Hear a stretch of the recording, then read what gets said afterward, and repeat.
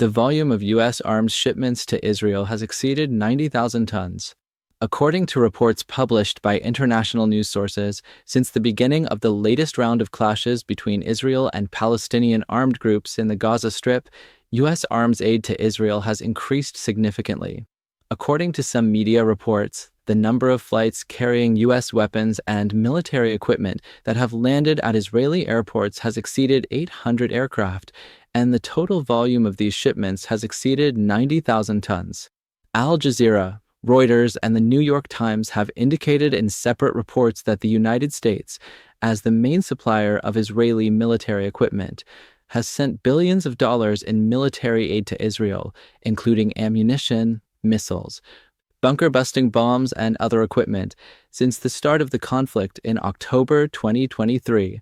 According to data from the International Institute for Strategic Studies, ISS, and reports published by the Pentagon, Washington has approved at least a $14 billion package of urgent military aid to Israel. This includes the delivery of artillery shells, precision-guided bombs, dams, missile systems, and air defense equipment, including Tamir systems for the Iron Dome. While U.S. officials have stated that these support are provided in line with Israel's right to self-defense, human rights experts and some international organizations such as Amnesty International and Human Rights Watch have warned that the disproportionate use of these weapons in densely populated areas of Gaza could lead to violations of international humanitarian law. Field reports from Gaza indicate that thousands of civilians, including many children and women, have been killed as a result of air and ground attacks.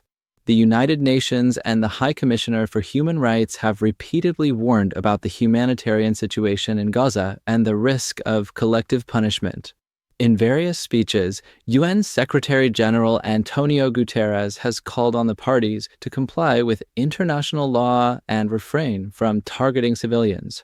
In this context, the increase in the volume of U.S. military aid to Israel in the midst of these conflicts has raised new concerns at the global level, especially since some activists and analysts interpret it as a kind of indirect participation in harming civilians in Gaza.